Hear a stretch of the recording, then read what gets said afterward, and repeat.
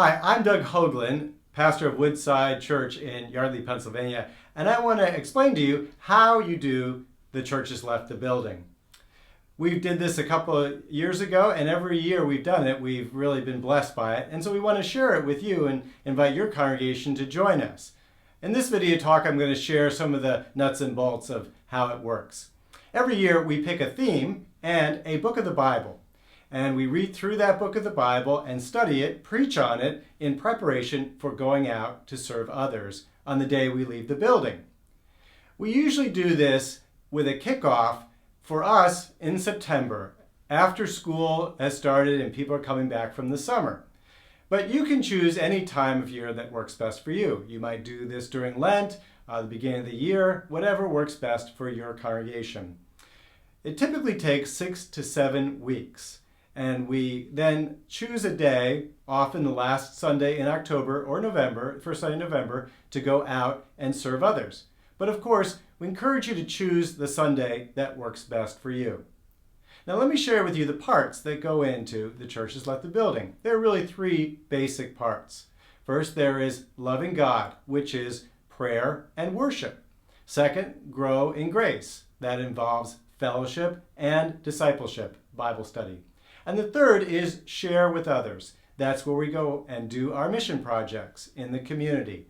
Let's look at each part individually, and then we'll see how they all come together to encourage people to do God's work. First, there's loving God, and that involves prayer. We encourage the congregation to take the entire time, usually 6 or 7 weeks, and pray throughout that whole time. This can be as simple as putting a calendar in your lobby or perhaps on your website where people can sign up for prayer. They can sign up individually or in groups or as a family, and just cover this entire time with prayer. Then we have our worship services geared around the book of the Bible we're studying and the themes in that book. Usually that's about 6 or 7 weeks of sermons.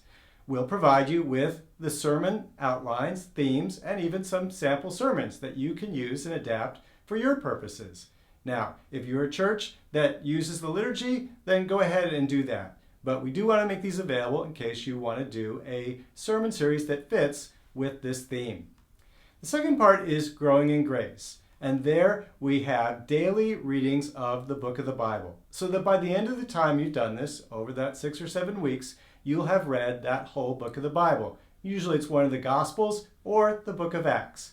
And along with that, we have small group study guides, which we prepare and you can use in your small groups or adult Sunday school classes. So what is preached on Sunday is studied more deeply in groups during the week. And you can choose to do that study before or after the sermon. It's really up to you. Finally, there's the time when we share with others. And this is the day when we have the Church Has Left the Building. On that day, we have no morning worship services. Now, in your congregation, you may feel you still need to do something on that day. We understand. You might have a brief prayer service to commission people and send them out, or you may have an abbreviated service, or you may have your full service and then send them out to do the mission projects. But whatever you do, make sure you have people come back in the evening to review, worship, and celebrate all that God has done through your congregation. And if you can partner with other congregations in your area, I encourage you to come together and worship together in the evening. And if you're like our congregation, you might even want to have communion together. We want to encourage you to have projects for all ages. We want to make sure that there's something for everybody so that nobody feels left out, and there's something for everybody's level of skill, ability. And there can be some large projects you can do, which you might partner with other congregations. This is a great example of how the church can come together across denominational lines to do God's work. Congregations can then gather in the evening for that worship service. And often we have chosen a special speaker, maybe somebody who leads one of the missions that we worked with during the day. I strongly encourage you to have that evening worship service, because that is the time when we come together and feel the Spirit's power as we remember and give thanks for all that God did through us during the day. Now, here's some resources we'll have on our website in Word or PDF form. There'll be preaching topics and sermon outlines that are based on the book of the Bible we'll be studying. There'll be worship and music suggestions, hymns, contemporary Christian music that you can use as you put together your worship services. There'll be small group study guides, which you can use in your small groups or adult classes, so that what is preached on Sunday can be studied more in depth during the week. There'll be promotional materials, logos, things you can put in your bulletin, and ways that you can promote this on your website. There'll be the daily devotional, where people will read about the book of the Bible each day as they go through this time. And there'll be leaders' handouts and PowerPoints, so you can share these things with your leadership and help them prepare for the day we leave the building. When you put all the pieces together, it builds momentum, and the sweet spot in the middle is the place where you see the congregation launch out and do God's work. So we encourage you to do as many different parts as possible, but you're welcome to do whatever works best for you. All the resources we provide on our website are free. We don't charge for any of them. There's nothing to buy. We encourage you to use them, adapt them, put your logo on them, share them with other congregations in your area. We want to see the church get out and do God's work. And so that's why we're offering this for you.